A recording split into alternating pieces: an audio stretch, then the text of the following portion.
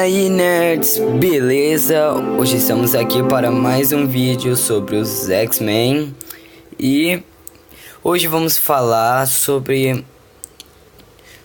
Hoje nós vamos falar sobre as coisas que todo mundo entende errado sobre os X-Men no cinema.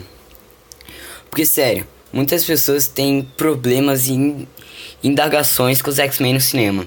Existem dúvidas muito frequentes e perguntas sem respostas. Mas o meu trabalho aqui é deixar vocês mais por dentro do assunto. Então é hora de explicar algumas coisas sobre a versão cinematográfica dos X-Men.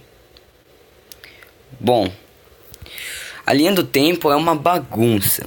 Sim, a linha do tempo é uma bagunça. Não há como negar, mas ela é uma coisa confusa que todo mundo pinta. Na verdade, para um universo que não foi planejado, a história é bem costurada em seus principais acontecimentos. E olha que existem duas realidades distintas. Se você não consegue entender a linha do tempo dos filmes, eu já expliquei em outro vídeo que eu vou deixar na descrição. E tá tudo descrito nos mínimos detalhes. Então, se você quiser entender a linha do tempo, é só ir lá. Bom, X-Men Primeira Classe era um reboot. X-Men Primeira Classe foi originalmente planejado como um reboot para a franquia, mas teve tantos problemas nos bastidores que quando o roteiro foi reescrito, a Fox exigiu que o longa fosse prelúdio para a trilogia. No entanto, isso acabou gerando muitos furos na história geral e não houve tempo para trabalhar nos erros que haviam sido cometidos. No fim, não restou alternativa para a Fox senão dar um jeito no universo dos mutantes. Foi para isso que X-Men de Futuro Esquecido veio. O longa nada mais é que uma despedida digna para o elenco original, ao mesmo tempo que a viagem do Logan altera tudo que é estabelecido nos filmes solo do Wolverine na primeira trilogia. Esse tipo de prática é chamada de soft reboot.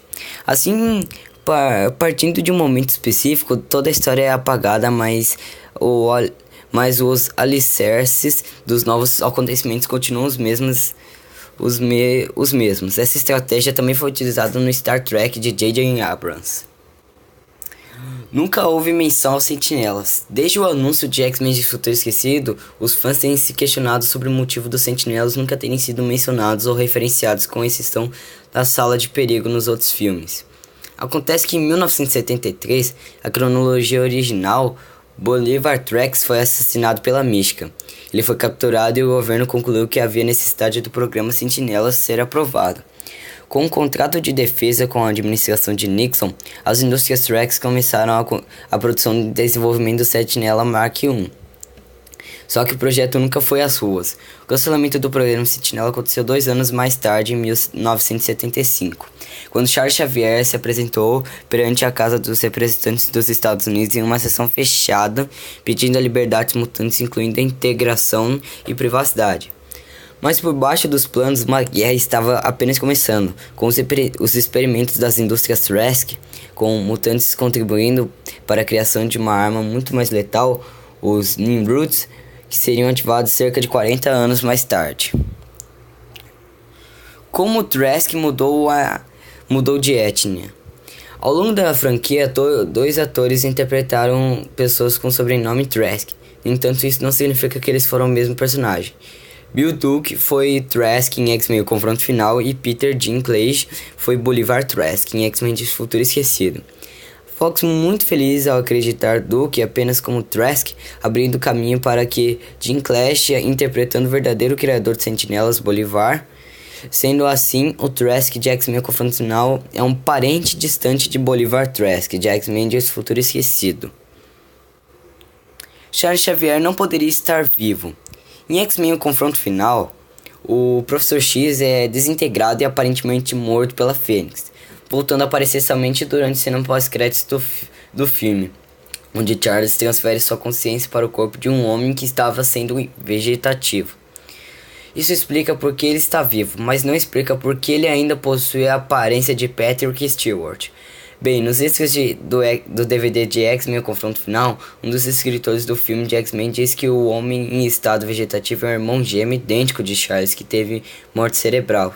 Segundo o roteirista, eles criaram essa explicação para que Patrick pudesse voltar em X-Men 4, mesmo que o filme nunca tenha acontecido. Isso deu uma brecha para que a mesma explicação fosse usada para o retorno do ator em Dias de Futuro Esquecido. Wolverine perdeu as garras. As pós-créditos de Wolverine Imortal se passa 2 anos depois dos acontecimentos retratados no filme. E o Kyo não estava viajando com o Logan, e as garras, depois de terem sido cortadas pelo Samurai de Prata, crescem como um osso. No final da cena, ele é recrutado por Professor X e Magneto e o filme termina. Em X-Men de Futuro Esquecido, o Logan reaparece, mas dessa vez com as garras de metal. Honestamente, esse não é um problema da história. De acordo com Bryan Singer, em algum momento entre o final de Wolverine Imortal e o início de Dias de um Futuro Esquecido, o Wolverine tem o adamantio religado às suas garras. O diretor complementa afirmando que o Magneto foi quem recolocou o adamantio com seu domínio sobre metal. Bom, não dá para entender os poderes da Lince Negra. Bom, no original dos quadrinhos, foi Lince Negra que voltou no tempo para alertar os mutantes do futuro fadídico que o esperava. No entanto, na versão cinematográfica de X-Men de Futuro Esquecido, seria impossível que Kitty tivesse a mesma função, já que ela nem era nascida nos anos 70. Por motivos claros, para fechar a lacuna, quem assumiu esse papel foi Wolverine, mas Bryan Singer não deixou que Kitty fosse simplesmente colocada de lado.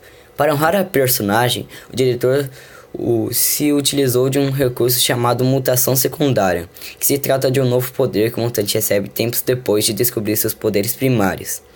Essa mutação pode desenvolver um poder já existente, ou considerar um poder novo e mais específico.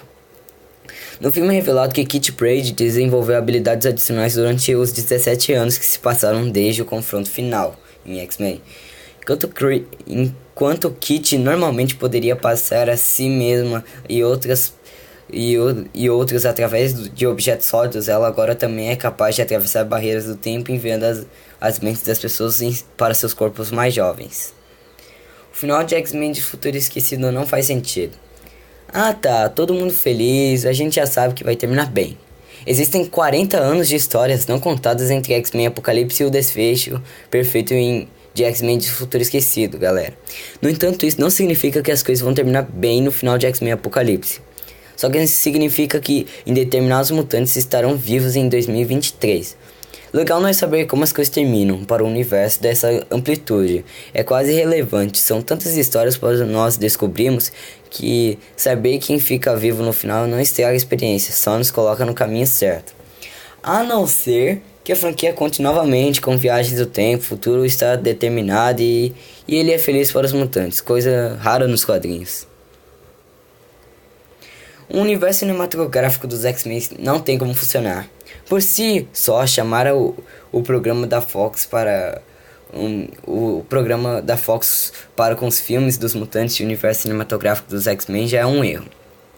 Não por sua existência, é claro, mas porque a proposta não é essa. Diferente da Marvel, que tem modus operandi já conhecido e bem funcional, a Fox apenas vai expandir suas histórias através dos filmes de personagens que funcionam bem sozinhos. A proposta não é fazer filmes que culminem em um grande evento, mas sim criar eventos centrais nos principais filmes dos X-Men, que gerem novos filmes. Dessa maneira, as histórias de Wolverine, Gambit e Deadpool, e seja lá quem mais aparecer, poderão ser mais independentes e contratados em qualquer lugar na linha do tempo, com condição de que sempre respeite os acontecimentos centrais da mesma.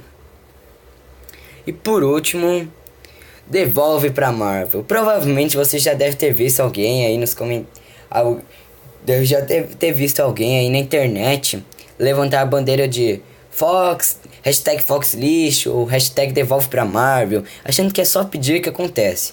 Isso faz parte de um jogo bem maior e lucrativo, que a única forma de entender isso é voltando em 1995. Vamos voltar.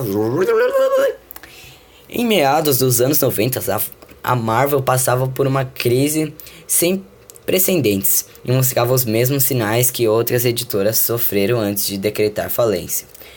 Temendo encontrar o mesmo destino de suas concorrentes e com os índices de venda esmagados pela DC, a única saída da Casa das Ideias foi vender os direitos cinematográficos de seus personagens para outras empresas. Capitão América, Hulk e X-Men, essas e outras propriedades foram parar nas mãos de grandes estúdios e deram um alívio financeiro para a Marvel. Apesar disso, poucos filmes foram produzidos a partir desses acordos. O negócio começou a fluir quando, em 1998, a New Line levou Blade para o cinema, mas não o suficiente para recuperar as esperanças dos filmes, baseados em quadrinhos. Visto que os últimos filmes do Batman haviam transformado o gênero em uma piada, no entanto, ainda não era necessário que o personagem mais famoso chegasse às telonas. X-Men, o filme de Bryan Singer, foi o impulso que faltava para colocar a Marvel de volta ativa de uma vez por todas. O primeiro longa dos Mutantes foi um sucesso de público e crítica, fazendo com que os outros estúdios começassem a ver potencial na ideia. Um desses estúdios foi a Sony, que em 2002 nos trouxe o Homem-Aranha. Em 2003, o segundo filme dos X-Men estreou amplificando os efeitos do primeiro filme, e até hoje considerado uma das melhores adaptações de quadrinhos. A Marvel só viria a iniciar a empreita de produzir seus próprios filmes em 2006 com a criação da Marvel Studios, e a consequência chegada ao seu adorado universo cinematográfico. Ame ou odeio, é inegável que os filmes dos X-Men são os grandes responsáveis pela maravilhosa era heróica que podemos presenciar nos cinemas hoje, e os direitos desses personagens estão em posse da Fox. Talvez um pouco de reconhecimento e mente aberta e otimismo não faça mal, certo, pessoal? Mas foi isso por hoje, galera. Espero que vocês tenham ficado mais por dentro sobre os X-Men no cinema. Espero que vocês tenham gostado do vídeo. Não se esqueça de se inscrever e dar um like no canal. E espero que vocês estejam ansiosos para X-Men Apocalipse, porque eu acho que vai ser um grande filme e eu acho que vai ser muito da hora. Espero que vocês tenham gostado do vídeo e fui, mutantes!